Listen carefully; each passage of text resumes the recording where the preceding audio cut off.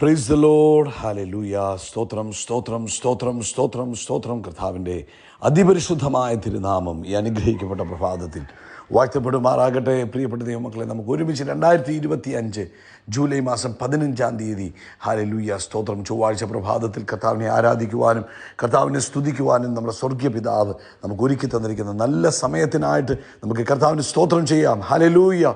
സ്തോത്രം സ്തോത്രം സ്തോത്രം സ്തോത്രം സ്തോത്രം സ്തോത്രം. കഴിഞ്ഞ പകൽക്കാലം മുഴുവൻ നമ്മുടെ കർത്താവ് നമ്മളെ കാത്തു പരിപാലിച്ചില്ലേ? ഓർത്ത് നോക്കി, എത്ര അത്ഭുതകരമായിട്ട് കഴിഞ്ഞ പകൽക്കാലം കർത്താവ് നമ്മളെ സൂക്ഷിച്ചു. അനർത്ഥങ്ങളിൽ നിന്ന് നമ്മളെ വിടുവിച്ചു, രോഗദുഃഖങ്ങളിൽ നിന്ന് നമ്മളെ വിടുവിച്ചു. നമ്മുടെ ആവശ്യങ്ങളിലെല്ലാം കർത്താവ് നമ്മുടെ കൂടെയിരുന്നു. അങ്ങനെ അത്ഭുതകരമായിട്ട് കഴിഞ്ഞ പകൽക്കാലം നടത്തിയ ദൈവകൃപയ്ക്ക് കരം ഉയർത്തിപ്പിടിച്ചുകൊണ്ട് പറ, കർത്താവേ സ്തോത്രം സ്തോത്രം സ്തോത്രം സ്തോത്രം സ്തോത്രം സ്തോത്രം. രാത്രികാലം നല്ല ഉറക്കം തന്ന് അനുഗ്രഹിച്ചതിന് കരം ഉയർത്തി കർത്താവിനൊന്ന് സ്തോത്രം പറഞ്ഞ് സ്തോത്രം സ്തോത്രം സ്തോത്രം സ്തോത്രം സ്തോത്രം സ്തോത്രം സ്തോത്രം. ഈ പകൽക്കാലം കർത്താവ് നമ്മളെ ജയോത്സവമായി നടത്തുന്നത് ഓർത്ത് കർത്താവിനൊന്ന് സ്തോത്രം പറഞ്ഞാട്ടെ. ആരോഗ്യത്തോട് ഉണർത്തിയതിന് സ്തോത്രം പറയാം. ഹല്ലേലൂയ. നമ്മൾ കിടന്നുറങ്ങി ഉണരുവാൻ കർത്താവ് സഹായിച്ചു. നമ്മുടെ കഴിവല്ല, ദൈവകൃപയാണ് നമ്മൾ ഉണർന്നത്. ദൈവത്തിന് സ്തോത്രം. കർത്താവെ, ഞങ്ങളെ എഴുന്നേൽപ്പിച്ചതിനായി സ്തോത്രം. ഞങ്ങളെ ആരോഗ്യത്തോടെ എഴുന്നേൽപ്പിച്ചതിനായി സ്തോത്രം. കർത്താവിൻ്റെ കൃപയ്ക്ക് സ്തോത്രം സ്തോത്രം സ്തോത്രം. ഈ പകൽക്കാലം അങ്ങ് ഞങ്ങളെ കൈപിടിച്ച് നടത്തുന്നതിനായിട്ട് സ്തോത്രം. ഒന്നിനും കുറവില്ലാതെ ഞങ്ങളുടെ സകല ആവശ്യങ്ങളിലും കൂട്ടായിട്ടിരുന്ന് ഇന്നത്തെ പകൽക്കാലം കർത്താവ് ഞങ്ങളെ കൈപിടിച്ച് നടത്തുന്നു. ദൈവകൃപയ്ക്കായിട്ട് സ്തോത്രം സ്തോത്രം സ്തോത്രം സ്തോത്രം സ്തോത്രം സ്തോത്രം സ്തോത്രം. ഹല്ലേലൂയ. നന്ദിയോടെ സ്തോത്രം, നന്ദിയോടെ സ്തോത്രം, നന്ദിയോടെ സ്തോത്രം. യഹോവ നല്ലവനല്ലോ, കർത്താവിൻ്റെ ദയ ഇന്നും എന്നേക്കുമുള്ളത്. സങ്കീർത്തനക്കാരൻ ഇങ്ങനെ പറയുന്നത്, സങ്കീർത്തനം അതിൻ്റെ 106-ാം സങ്കീർത്തനത്തിൽ, യഹോവയെ സ്തുതിപ്പീൻ, യഹോവയ്ക്ക് സ്തോത്രം ചെയ്യുവീൻ, കർത്താവ് നല്ലവനല്ലോ, കർത്താവിൻ്റെ ദയ എന്നേക്കുമുള്ളത്.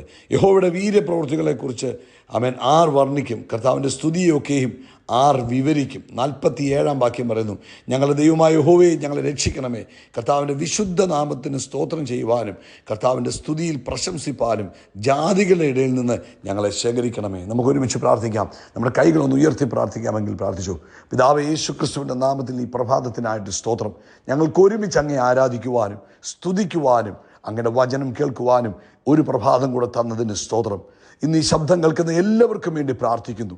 എല്ലാവരെയും യേശുക്രിസ്തുവിൻ്റെ നാമത്തിൽ ഞങ്ങൾ അനുഗ്രഹിച്ച് പ്രാർത്ഥിക്കുന്നു.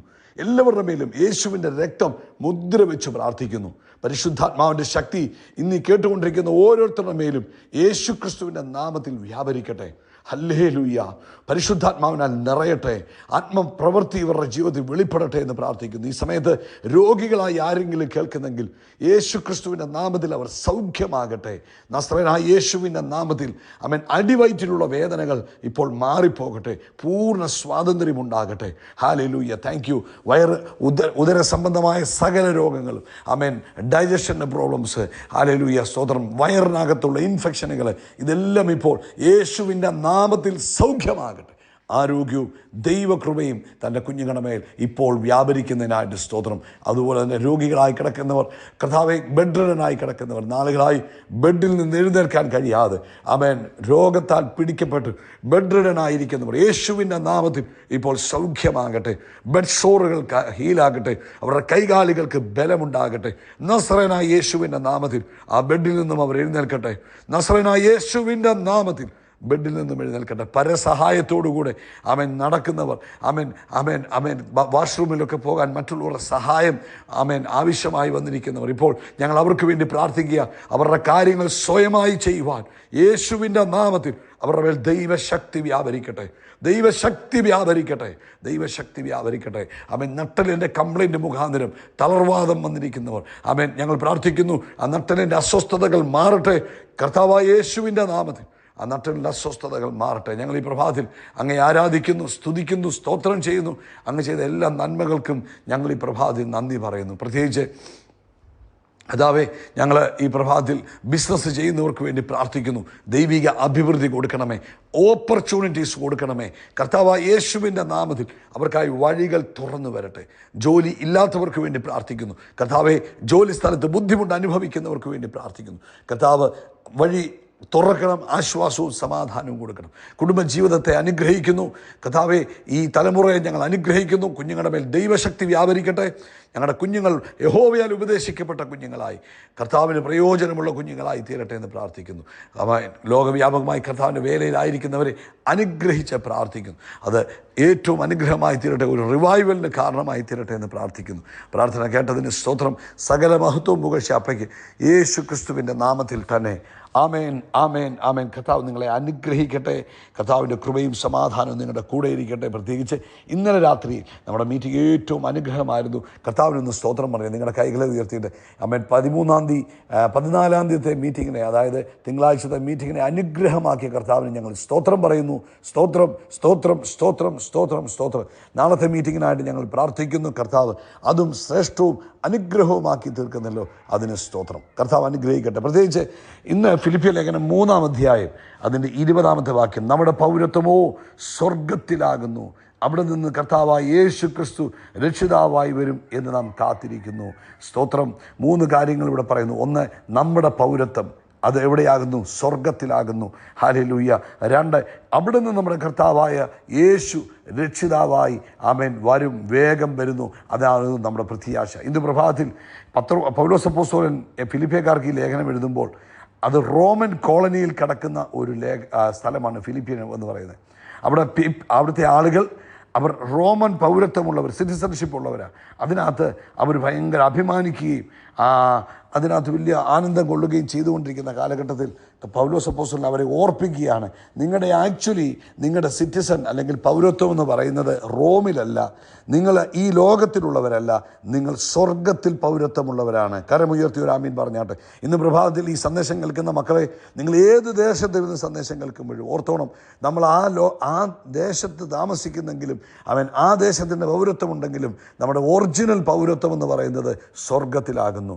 അതിൻ്റെ 20-ാമത്തെ വാക്യത്തിൽ നമ്മൾ വായിക്കുമ്പോൾ അതിൻ്റെ മേൽഭാഗങ്ങൾ, അതായത് ഈ ആളുകൾ അവരുടെ താല്പര്യങ്ങളും ആഗ്രഹങ്ങളും ഒക്കെ ഈ ലോകത്തിൽ വെച്ചിരിക്കുന്നതായിട്ട് നമുക്ക് കാണാൻ കഴിയും. അങ്ങനെ നിൽക്കുമ്പോഴാണ് അവരോട് പറയുന്നത്, അല്ലല്ല, നമ്മുടെ പൗരത്വം സ്വർഗത്തിലാണ്. നമ്മുടെ വാല്യൂസ് മീനിങ്, നമ്മുടെ വാല്യൂസ്, അതായത് സ്വർഗീയ വാല്യൂവിലാണ് നമ്മൾ ജീവിക്കുന്നത്. നമ്മുടെ മനസ്സ് സ്വർഗീയമായ മനസ്സായിരിക്കണം. നമ്മുടെ പ്രത്യാശ സ്വർഗത്തിൽ നിന്നുള്ള പ്രത്യാശ, അതായത് നമ്മുടെ കർത്താവ് വരും എന്നുള്ള വലിയ പ്രത്യാശ വേണം ഈ ഭൂമിയിൽ നമ്മൾ ജീവിക്കുവാൻ. ഞാൻ എൻ്റെ സ്വന്തം നാട്ടിലേക്ക് യാത്ര ചെയ്യും എന്നുള്ള പ്രത്യാശ ഉണ്ടാകണം. ഈ കാണുന്നത് താൽക്കാലികമാണെന്നുള്ള ഒരു വലിയ ബോധ്യവും ഇന്ന് പ്രഭാതത്തിൽ നമുക്കുണ്ടാകണം. ഹല്ലേലൂയ, സ്തോത്രം. ഇതിനകത്ത് നമുക്ക് എന്താ മനസ്സിലാകുന്നത്? നമ്മൾ ഈ ലോകക്കാരല്ല. നമ്മൾ ഈ രാജ്യങ്ങളുടെ സ്ഥാനാപതിമാരൊക്കെ വിദേശ രാജ്യങ്ങളിൽ പോയി പാർക്കുമ്പോൾ അവരവിടെ പാർക്കുന്നതേ ഉള്ളൂ. അവരുടെ സിസ്റ്റം, അവരുടെ ഭാഷ, അവരുടെ സകല കാര്യങ്ങളും എന്താണ്? അവരെവിടുന്ന് വന്നോ അവിടുന്നുള്ളതാണ്. ഹല്ലേലൂയ, സ്തോത്രം. ഇതുപോലെ തന്നെയാണ് നമ്മളും ഈ ഭൂമിയിലായിരിക്കുമ്പോൾ പ്രിയപ്പെട്ടവരെ, നമ്മൾ ഈ ഭൂമിയിൽ സ്വർഗത്തെ റെപ്രസെൻ്റ് ചെയ്യാൻ വന്നവരാണ്. ജസ്റ്റ് ലൈക്ക് എ അംബാസഡേഴ്സ്, സ്ഥാനാപതിമാരെ പോലെ നമ്മൾ ഈ ഭൂമിയിൽ ദൈവത്തെ റെപ്രസെൻ്റ് ചെയ്യുവാൻ, ദൈവരാജ്യത്തെ റെപ്രസെൻ്റ് ചെയ്യുവാൻ കർത്താവ് നമ്മളാക്കിയിരിക്കുക. നമ്മുടെ ഏറ്റവും വലിയ പ്രത്യാശ എന്ന് പറഞ്ഞാൽ നമ്മുടെ സ്വർഗത്തിൽ നിന്ന് നമ്മുടെ കർത്താവ് മടങ്ങി വരും, നമ്മളെ കർത്താവ് കൊണ്ടുപോകും. അതിൽ നിന്ന് നമ്മുടെ ഫോക്കസ്, പ്രത്യാശ വ്യതിചലിച്ചു പോകരുത്, അതിൽ തന്നെ ആയിരിക്കണം നമ്മുടെ ഏറ്റവും വലിയ ആഗ്രഹം. അടുത്തത് 3-ാമത് നമ്മൾ അതിനകത്ത് മനസ്സിലാക്കുന്നത്, നമ്മുടെ സ്വർഗമെന്ന് പറയുന്നതാണ് നമ്മുടെ പെർമനൻ്റ് അഡ്രസ്സ്. നമ്മൾ എവിടെ എഴുതുമ്പോഴും പറയത്തില്ലേ പെർമനൻ്റ് അഡ്രസ്സ്? യെസ്, നമ്മുടെ പെർമനൻ്റ് അഡ്രസ്സ് സ്വർഗമാണ്. ഇവിടുത്തെ ജയം താൽക്കാലികമാണ്, ഇവിടുത്തെ കഷ്ടതകൾ താൽക്കാലികമാണ്, ഇവിടുത്തെ പണം നമ്മുടെ കയ്യിലുള്ളത് താൽക്കാലികമാണ്, ഇവിടുത്തെ വേദനകൾ താൽക്കാലികമാണ്. ഇതെല്ലാം മാറിപ്പോകും. പക്ഷേ ഹല്ലേലൂയ, നമ്മൾ ഏത് മൈൻഡ് സെറ്റിൽ ജീവിക്കണം? സ്വർഗീയ മൈൻഡ് സെറ്റിൽ ജീവിക്കുന്നവരായിരിക്കണം. നമ്മുടെ പ്രത്യാശ സ്വർഗത്തിൽ നിന്നായിരിക്കണം. അത് തന്നെ, അതാണ് ഈ ഭൂമിയിൽ കാണുന്ന എല്ലാം തുരുമ്പ് പിടിച്ചു പോകുന്നതാണ്, കള്ളന്മാർ കൊണ്ടുപോകുന്നതാണ്. എന്നാൽ നമ്മുടെ നിത്യനിക്ഷേപം സ്വർഗത്തിലാണ്. അത് ആർക്കും മോഷ്ടിക്കുവാൻ കഴിയത്തില്ല. അതുകൊണ്ട് ഇന്ന് പ്രഭാതത്തിൽ നമ്മളോട് തന്നെ ചോദിക്കണം, ഞാൻ ഒരു സ്വർഗീയ സിറ്റിസൺ എന്ന ആ ബോധ്യത്തിലാണോ ഈ ഭൂമിയിൽ ജീവിക്കുന്നത്?